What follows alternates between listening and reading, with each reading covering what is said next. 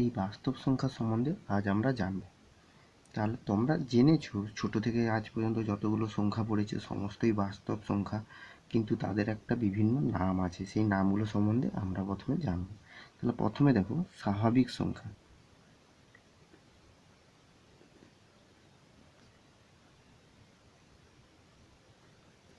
স্বাভাবিক সংখ্যা, স্বাভাবিক সংখ্যা কোনগুলো?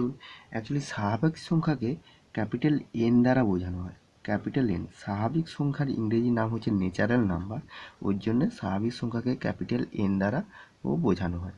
স্বাভাবিক সংখ্যা কোনগুলো? না 1, 2, 3, 4, 5, 6 এইভাবে ডট ডট করে চলতে থাকবে। তার মানে কি 1 থেকে শুরু হচ্ছে এবং 2, 3, 4, 5 করে ডট ডট করে যত দূর পর্যন্ত তুমি গুনতে পারবে সমস্ত সংখ্যাগুলোই হচ্ছে কি স্বাভাবিক সংখ্যা। বোঝা গেল? এইগুলো হচ্ছে স্বাভাবিক সংখ্যা। এরপরে দেখো যে অখণ্ড সংখ্যা। অখণ্ড সংখ্যা, একে ডাব্লু দ্বারা বোঝানো হয়, এটাকে বলা হোল নাম্বার। হোল নাম্বার এটাকে বলা হয়, ওই জন্য ডাব্লু দ্বারা বোঝানো হচ্ছে। অখণ্ড সংখ্যা কোনগুলো? অখণ্ড সংখ্যার মধ্যে যেগুলো হচ্ছে স্বাভাবিক সংখ্যা যেগুলো আছে সেইগুলো তো থাকছে, এর সঙ্গে আরও একটা সংখ্যা যুক্ত হয়, সেটা হচ্ছে যে সামনে একটা শূন্য, মানে 0, 1, 2, 3, 4, 5, 6, 7 এইভাবে ডট ডট করে সংখ্যাগুলো চলতে থাকবে। তার মানে কি হচ্ছে, স্বাভাবিক সংখ্যা যেহেতু 1 থেকে শুরু হয়েছিল, অখণ্ড সংখ্যা সেখানে 0 থেকে শুরু হচ্ছে। তার মানে আমি যদি বলি যে এই 3 কী সংখ্যা? 3কে আমরা অখণ্ড সংখ্যাও বলতে পারি অথবা স্বাভাবিক সংখ্যাও বলতে পারি। কি বলছি বুঝতে পারছি? কিন্তু যদি বলি 0 কী সংখ্যা? 0 অখণ্ড সংখ্যা কিন্তু স্বাভাবিক সংখ্যা নয়। 0 হচ্ছে অখণ্ড সংখ্যা কিন্তু স্বাভাবিক সংখ্যা নয়। তারপরে দেখো পূর্ণ সংখ্যা।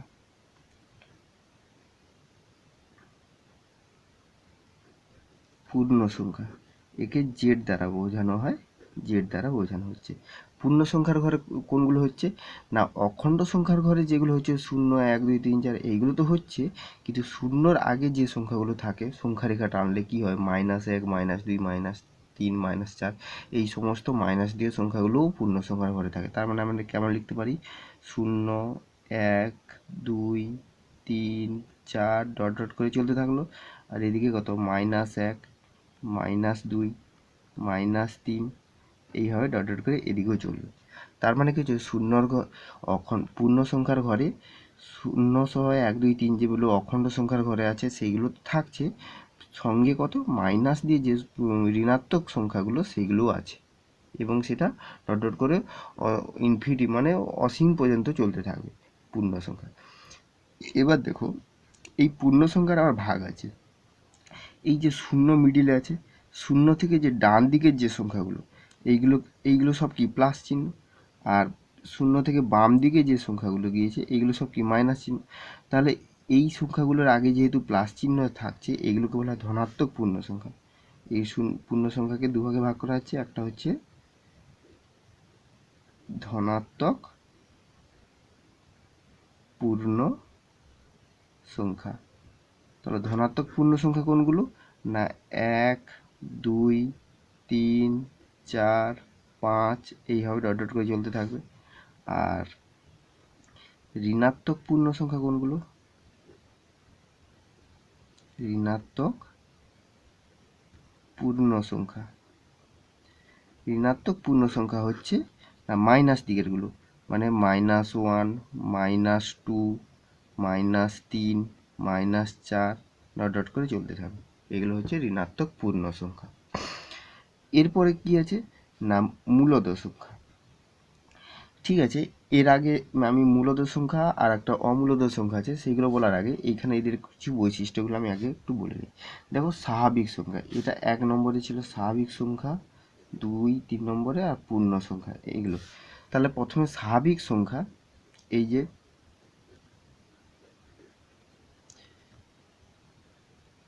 স্বাভাবিক সংখ্যা সেইগুলো দেখো একটু, যে তোমাকে যদি বলা হয় যে এইটা তো স্বাভাবিক সংখ্যা, এইগুলো যে 1, 2, 3, 4, 5, 6 ডট ডট করে চলছে, যদি তোমাকে বলা হয় সব থেকে ছোট স্বাভাবিক সংখ্যা কত, তাহলে সবচেয়ে ছোট স্বাভাবিক সংখ্যা হচ্ছে 1।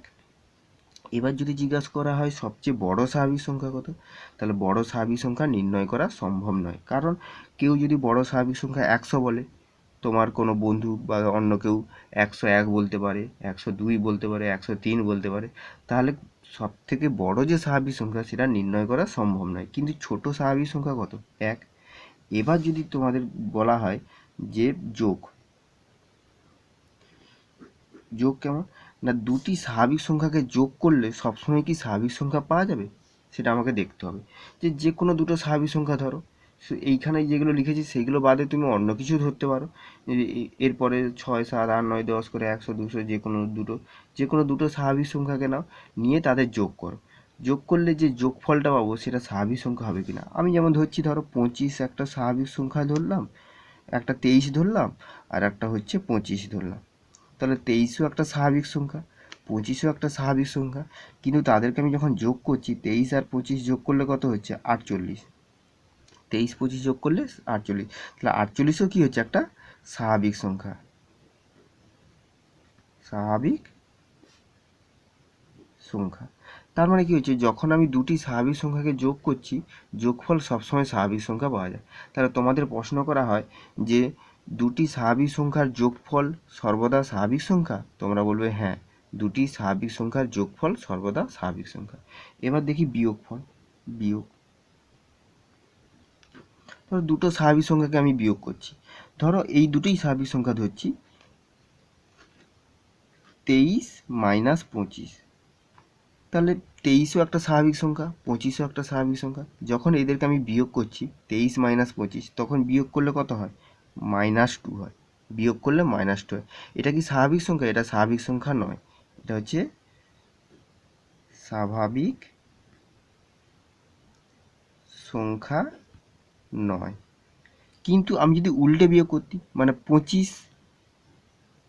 25 মাইনাস 23 যদি বিয়োগ করতাম, তখন এটা কত পেতাম? 2 পেতাম।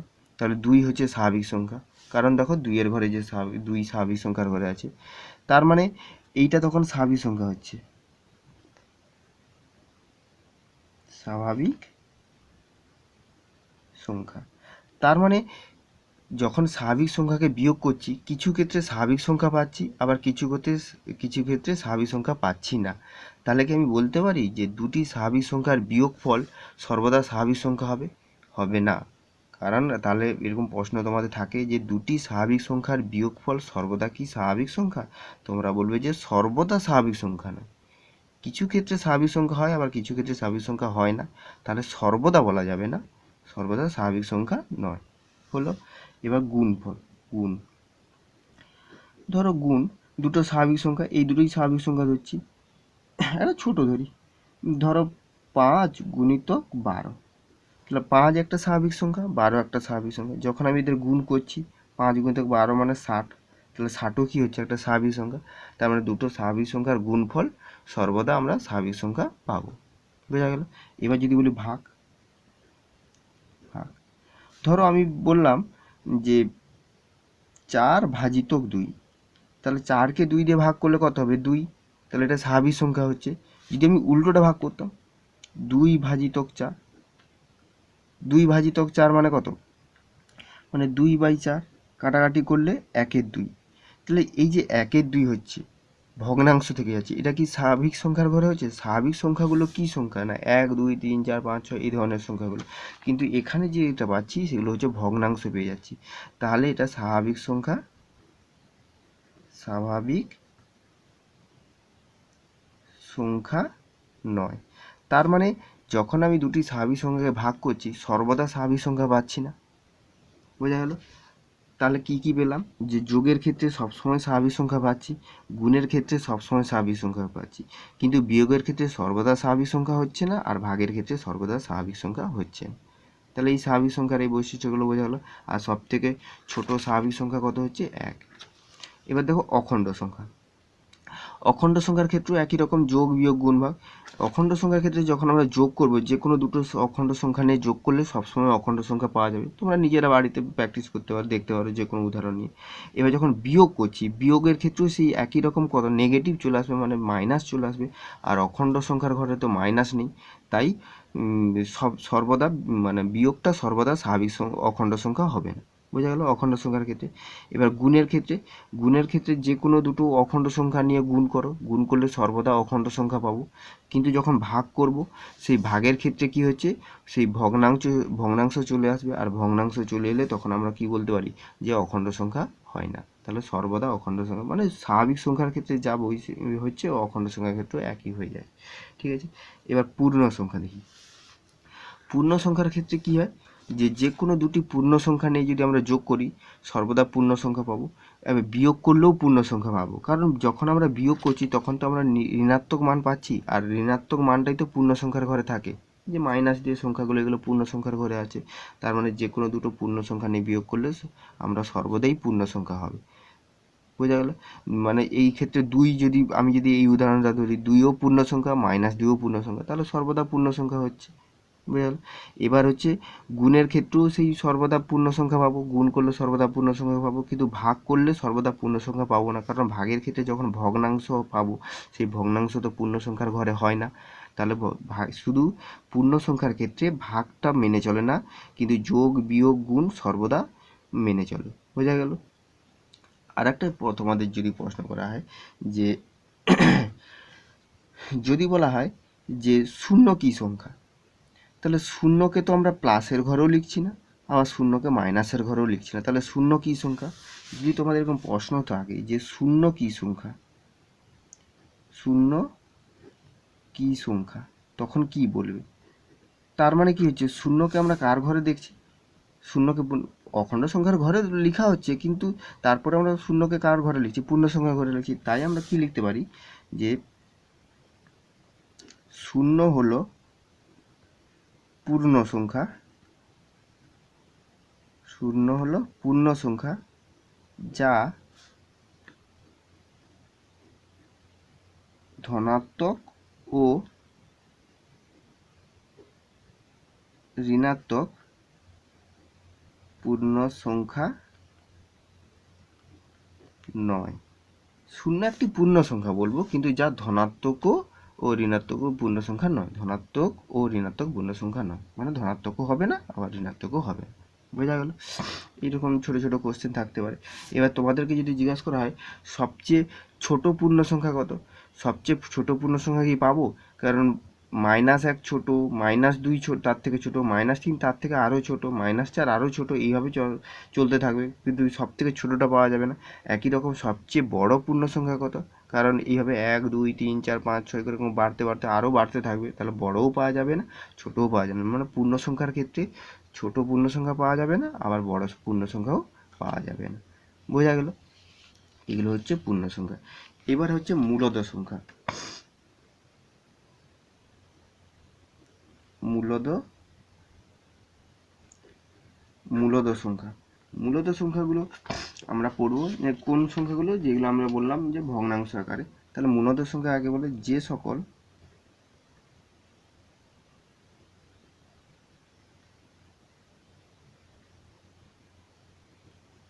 সংখ্যাকে p/q আকারে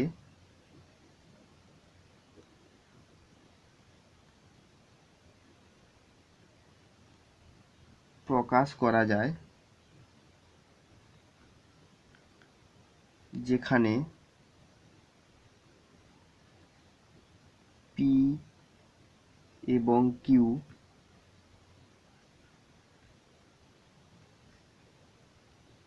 পূর্ণ সংখ্যা এবং q ≠ 0, তাদের মূলদ সংখ্যা বলা হয়। তাহলে কি লিখলাম না, যে সকল সংখ্যাকে p/q আকারে প্রকাশ করা যায়, যেখানে p এবং q পূর্ণ সংখ্যা। p এবং q কার ঘরে থাকবে না, পূর্ণ সংখ্যার ঘরে যে সংখ্যাগুলো সেই সংখ্যাগুলো হবে, এবং q ≠ 0, মানে পূর্ণ সংখ্যার ঘরে তো 0 আছে, কিন্তু নিচের যে পার্টটা, যে নিচের পার্ট কিউটা = 0 হবে, তাদের মূলদ সংখ্যা বলা হয়। কেন নিচের পার্টটা 0 হচ্ছে, যদি কোনো ভগ্নাংশের নিচটা 0 হয়ে যায়, নিচটা 0 হয়ে গেলে কি হয়, সেটাকে বলা অসংজ্ঞাত, কারণ আমরা 0 দিয়ে কোনো কিছুকে আমরা ভাগ করতে পারি না। কখনো যদি আমরা ভাগ করতে বলা হয় তোমাকে, জিরো দিয়ে ভাগ করো, জিরো দিয়ে কোনো সঙ্গে ভাগ করতে পারবে? কখনোই ভাগ করা সম্ভব নয়, অসংজ্ঞাত। তাই নিচটা zero, Q not equal to zero আমাদের সবসময় ওটা বলতে হবে, এবং সেটা সবসময় কোথাও যদি জিরো নিচে জিরো হয়ে যায় তাহলে অসংজ্ঞাত বলতে হবে। বোঝা গেল? এবার যদি উদাহরণ বলি, উদাহরণ কেমন, ধরো 1-এর 2 এটা p/q আকারে হচ্ছে, আবার 4-এর 5, 6-এর 7, -3-এর 5, -4, 5, এগুলোও হচ্ছে কি ইত্যাদি নট করে। কেন? এইগুলো তো p/q আকারে, একটা p, এটা q, একটা p q p q p q আকারে হচ্ছে। এইটা যখন আমি বলছি -4 -5, এই -4কে তো আমি কিছু না ভেবে মনে মনে নিচে 1 ভাবতে পারি, তাহলে 4/1 p/q আকারে হচ্ছে। 5কেও একই রকম 5/1 মানে p/q আকারে লেখা যাচ্ছে। তাহলে যখনই আমরা কি হচ্ছে, এই ভগ্নাংশগুলো তো মূলত সংখ্যার ঘরে হচ্ছে, তাছাড়া এমনি যে স্বাভাবিক সংখ্যা বা পূর্ণ সংখ্যার ঘরে যতগুলো সংখ্যা ছিল, এই যে স্বাভাবিক সংখ্যা, এইগুলো সবগুলোই মূলত সংখ্যার ঘরেই পড়ছে, কারণ সমস্তগুলোর নিচে যদি আমি বাই দিয়ে 1 লিখি তাহলে p/q আকারে লেখা যাচ্ছে। আর p/q আকারেও এইভাবে লেখা গেলেই তখন আমরা তাকে কি সংখ্যা বলতে পারি? মূলদ সংখ্যা বলতে পারি। তাহলে এইগুলো হচ্ছে মূলদ সংখ্যা। এবার আমি কি দেখব যে মূলদ সংখ্যার ক্ষেত্রে যোগ বিয়োগ গুণ ভাগ হচ্ছে কিনা। যখন আমি যে কোনো দুটো মূলদ সংখ্যাকে নিয়ে যোগ করব, যোগ করলে যাই সংখ্যা আসবে, কিছু তো একটা সংখ্যা আসবে, সেটা মূলদ সংখ্যার ঘরেই হবে, কারণ p/q আকারে সেটা লেখা যায় যোগ। এবার বিয়োগ করলেও সেই মূলদ সংখ্যার ঘরে হবে, এবার গুণ করলেও হবে মূলদ সংখ্যার ঘরে। তোমরা নিজেরা গুণ করে দেখবে। কিন্তু যখন ভাগ করব, ভাগের ক্ষেত্রে একটা সমস্যা হবে। একটা ক্ষেত্রে হবে না, যখন আমি কোনো, দেখো শূন্য তো মূলদ সংখ্যা, শূন্য, শূন্যকে 0/1, তাহলে শূন্য মূলদ সংখ্যা। কিন্তু যখন আমি ধরো একটা মূলদ সংখ্যা হাফ নিলাম, এই হাফ, আর একটা মূলদ সংখ্যা 0 নিলাম, হাফ ভাজিতক 0, তাহলে এইটা যখন ভাগ করব তখন 0 দিয়ে ভাগ হচ্ছে, তো তখন এটাকে কি বলা হচ্ছে? অসংজ্ঞাত। অসংজ্ঞাত হয়ে যাচ্ছে, তখন এটা কি হয়ে যাচ্ছে? অসংজ্ঞাত হয়ে যাচ্ছে। আর অসংজ্ঞাত হয়ে যাওয়ার জন্য এটা কি হচ্ছে? ভাগ হচ্ছে না, এটা কি হচ্ছে? ভাগ করা যাচ্ছে না। তার মানে কি হচ্ছে, মূলদ সংখ্যার ক্ষেত্রে যোগ বিয়োগ গুণ হচ্ছে, কিন্তু ভাগটা মেনে চলছে না, মানে সর্বদা ভাগ ফল মানে মূলদ সংখ্যা হয় না, মানে যে কোনো দুটো মূলদ সংখ্যাকে নিয়ে যদি আমরা ভাগ করি, সর্বদা ভাগফল মূলদ সংখ্যা হবে না। বোঝা গেল? এবার এই যে মূলদ সংখ্যা এবং অমূলদ সংখ্যা, অমূলদ সংখ্যাটা একটু দেখে নিই।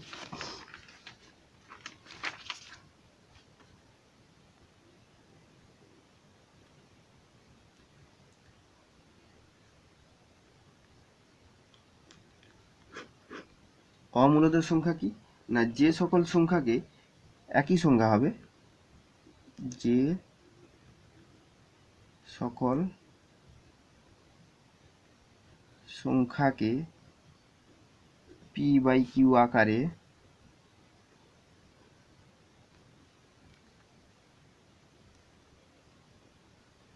প্রকাশ করা যায় না, যেখানে p এবং q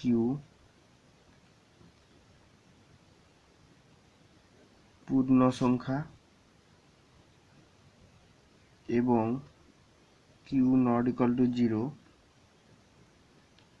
তাদের অমূলদ সংখ্যা বলা হয়। মানে মূলদ সংখ্যাকে p/q আকারে প্রকাশ করা যেত, কিন্তু অমূলদ সংখ্যাকে p/q আকারে প্রকাশ করা যাবে না। উদাহরণ হিসেবে কেমন?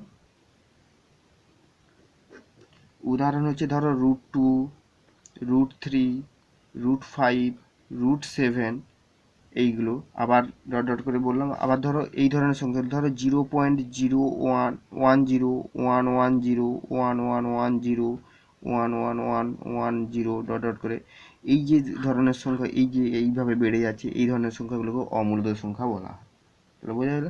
এই যে √2, √3, √5, √7, এইগুলো অমূলদ সংখ্যা, আর এইগুলোও অমূলদ সংখ্যা, কারণ এগুলোকে p/q আকারে প্রকাশ করা যাবে না। দেখো √2কে √2/1 লিখতে পারি, কিন্তু √2 তো পূর্ণ সংখ্যা নয়, কারণ p/q হচ্ছে পূর্ণ সংখ্যা যেন হয়, কিন্তু এখানে তো পূর্ণ সংখ্যা হচ্ছে না, তাই এইগুলোকে বলা হচ্ছে কি? অমূলদ সংখ্যা। তাহলে বোঝা গেল? এবার এইগুলোকে যদি আমরা ছকের মাধ্যমে যদি একটা দেখি যে পুরো বাস্তব সংখ্যাগুলো কেমনভাবে থাকে, তাহলে প্রথমে যদি আমরা বলি যে এটা স্বাভাবিক সংখ্যা, এটা হচ্ছে স্বাভাবিক সংখ্যা। এই ঘরটাতে স্বাভাবিক সংখ্যা থাকবে। স্বাভাবিক সংখ্যার মধ্যে কি কি থাকছে না 1 2 3 ডট ডট করে এইগুলো হচ্ছে। এরপরে যেটা ঘরটা হবে সেটা হচ্ছে অখণ্ড সংখ্যা। অখণ্ড সংখ্যা, তখন এখানে একটা কি হবে শূন্য হবে, কারণ এই যে অখণ্ড সংখ্যার যে বৃত্তটা আমি টানলাম, বৃত্তটার মধ্যে কি হচ্ছে স্বাভাবিক সংখ্যা আছে, এই বড় বৃত্তটার মধ্যে ছোট বৃত্তটা আছে। এবার ছোট বৃত্তে স্বাভাবিক সংখ্যাগুলো আছে, তার সঙ্গে কি হচ্ছে বড় বৃত্তে শূন্য আছে, তাহলে টোটালটা কি হচ্ছে 0 1 2 3 4 এই সমস্তগুলো কি হচ্ছে অখণ্ড সংখ্যার ঘরে হলো। এরপরে যদি আমি একটা বৃত্ত করি, এটা হচ্ছে পূর্ণ সংখ্যা।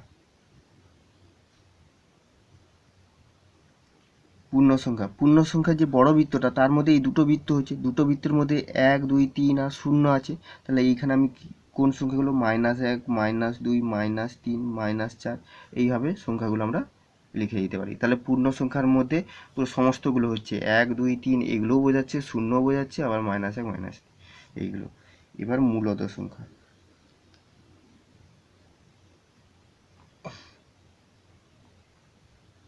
মূলদ সংখ্যা এখানে কোনগুলো হবে না হাফ, -2/3 -5/6 এই ধরনের সংখ্যাগুলো হবে। তাহলে এইগুলো আবার পূর্ণ সংখ্যার ঘরের সংখ্যা, স্বাভাবিক সংখ্যা, অখণ্ড সংখ্যা সমস্তগুলো নিয়েই হচ্ছে কি মূলদ সংখ্যা। কিন্তু এরপরে অমূলদ সংখ্যা, অমূলদ সংখ্যাগুলো কি হয় একটা আলাদা জায়গায় হবে, আলাদা অমূলদ সংখ্যার একটা আলাদা ঘর হবে। অমূলদ সংখ্যার ক্ষেত্রে কি হয় √2 √3 √5 ডট ডট করে এই ধরনের অমূলদ সংখ্যাগুলো।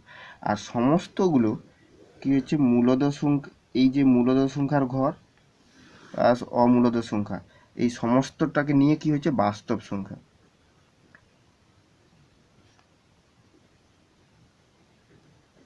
বাস্তব সংখ্যা বোঝাচ্ছে, বোঝা গেল। তার মানে কি হচ্ছে যে মূলদ সংখ্যার ঘরে কে কে, মূলদ সংখ্যা যেগুলো স্বাভাবিক সংখ্যা, অখণ্ড সংখ্যা, পূর্ণ সংখ্যা, মূলদ সংখ্যা এইগুলো হচ্ছে একটা ঘরের মধ্যে হচ্ছে, আর অমূলদ সংখ্যাটা আলাদা হচ্ছে।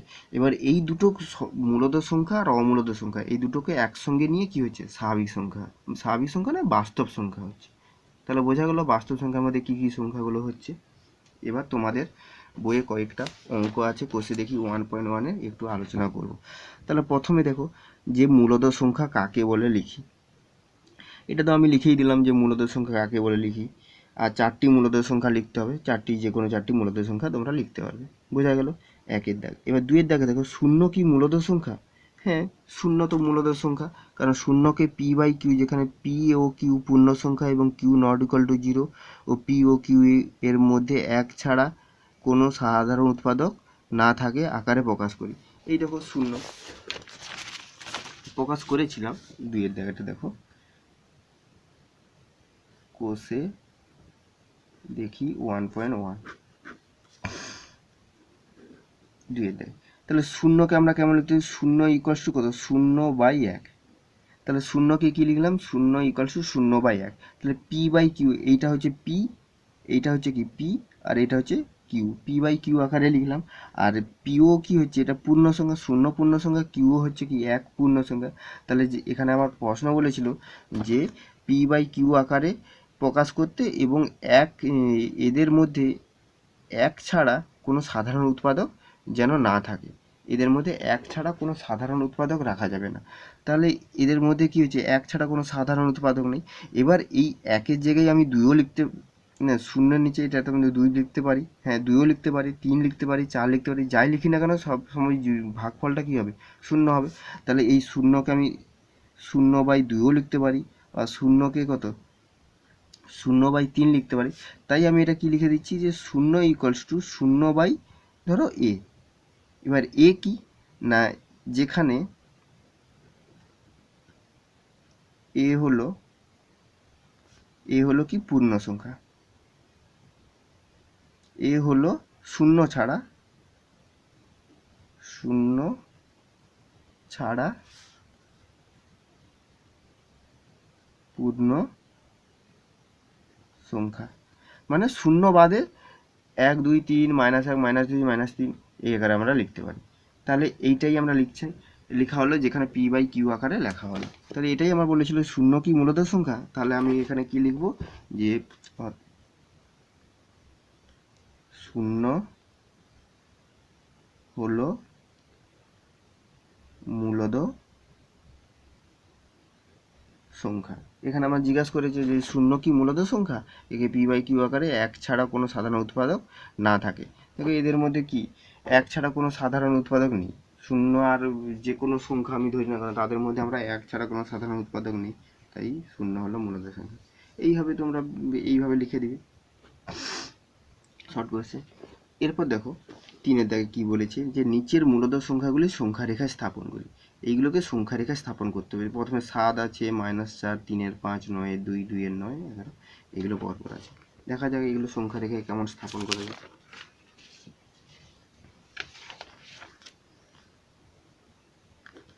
3-এর দাগের 1, প্রথমে আছে 7। তাহলে কি করবো, সংখ্যা রেখা টানার জন্য প্রথমে একটা সংখ্যা রেখা টানতে হয়। সংখ্যা রেখার মিডিলে কি কি থাকে, এখানে 0, এদিকে 1 2 3 4 5 6 7, এদিকে -1 -2 -3 -4 এইভাবে। তাহলে আমার যেহেতু সংখ্যা রেখা 7 স্থাপন করতে হবে, 7 কোথায় আছে, এইখানে আছে। তুমি এইটাকে বক্স করে দিতে পারো, বা এর উপর একটা স্টার চিহ্ন দিয়ে দিতে পারো। তাহলে মার্ক করে দেওয়া হলো যে এইখানে হচ্ছে কি 7, বোঝা গেল। এইভাবে তোমরা দেখাবে। তারপর 2-এর দাগে দেখো, 2-এর দাগে কি আছে, -4 আছে। তাহলে আবার এরকম রেখা টানবো, 0 দিলাম, 1 2 3, এদিকে -1 -2 -3 -4 -5। এবার যেহেতু আমার এখানে কি -4 বলেছে, তাহলে -4 এইখানে হচ্ছে, এখানে এটা বক্স করে এইখানে স্টার চিহ্ন দিয়ে দিবে, বোঝার জন্য যে এইখানে হচ্ছে -4, বোঝা গেল। এবার 3-এর দাগ, 3-এর দাগে আছে 3-এর 5, 3-এর 5 এই ভগ্নাংশ ক্ষেত্রে কেমন হচ্ছে দেখো। তাহলে প্রথম কাজ হচ্ছে এই ভগ্নাংশটা আমাকে দেখতে হবে যে কার কার মধ্যে হচ্ছে ভগ্নাংশটা। তাহলে 3-এর 5, 3-এর 5 মানে যেহেতু উপরে ছোট আছে নিচে বড় আছে, তাহলে সে 1-এর থেকে ছোট। 3-এর 5টা কি হচ্ছে 1-এর থেকে ছোট, কিন্তু 0-র থেকে বড় হবে। যেহেতু 1-এর থেকে ছোট, এটা তো 0 হবে না, তো 0-র থেকে তো ছোট হবে না, কারণ মাইনাস দিয়ে থাকলে 0-র থেকে ছোট, তো কিন্তু 0-র থেকে বড়। তার মানে আমি কি করব, এখানে 0 আর এইখানে 1, 0 আর 1-এর মধ্যে একটু গ্যাপ দিলাম, আর বাকিগুলো এদিকে লিখতে পারি -1 -2 -3, আর এদিকে 1 2 3 4, এগুলো লাগবে না, এইখানে লাগছে। তাহলে যেহেতু এই 3-এর 5 0 আর 1-এর মধ্যে, এটা তোমাকে দেখে বুঝতে হবে, বা ভাগ করে দেখতে হবে যে এটা কার থেকে ছোট হচ্ছে, 1-এর থেকে ছোট হচ্ছে। তাহলে 1-এর থেকে ছোট, 1-এর থেকে ছোট মানে 0-র থেকে বড় হবে, বোঝা গেল। এবার আমাকে দেখতে হবে যে নিচে হরটা কত আছে, 5 আছে। নিচে যেহেতু হর 5 আছে, তাহলে দেখো আমাকে এই যে ভগ্নাংশগুলো, এই ভগ্নাংশের হরগুলো আমাকে 5 করতে হবে। এই ভগ্নাংশের কি হচ্ছে, হরগুলো আমাকে 5 করতে হবে। তাহলে কেমন করব, 0কে আমি কি লিখতে পারি, 0/5 এটা লিখতে পারি।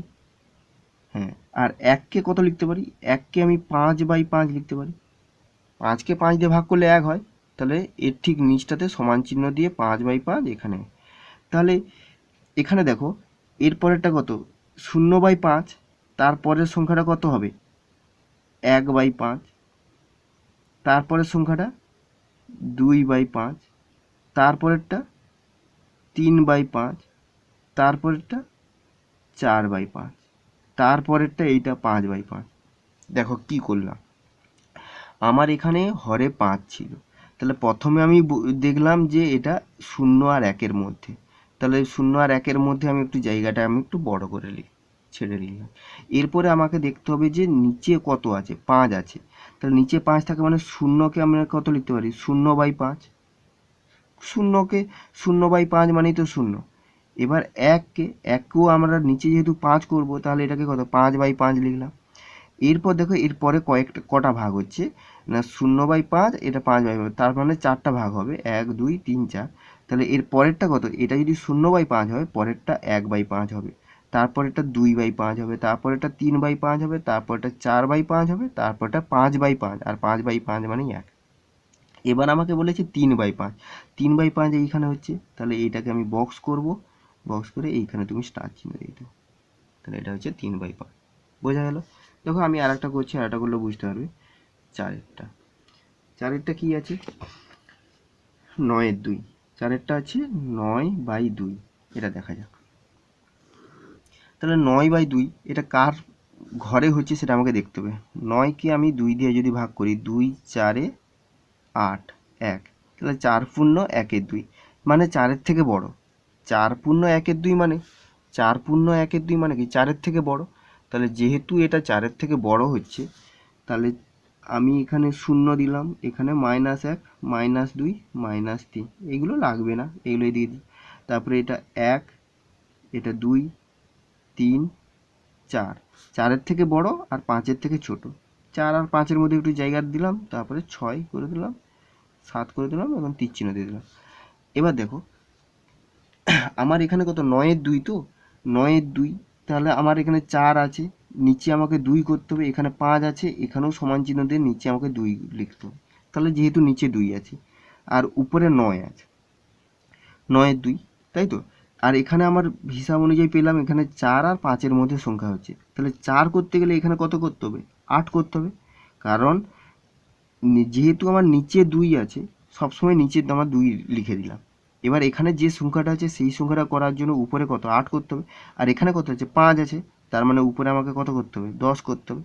তাহলে 10কে 2 দিয়ে ভাগ করলে 5 পাচ্ছি, আবার 8কে 2 দিয়ে ভাগ করলে 4 পাচ্ছি।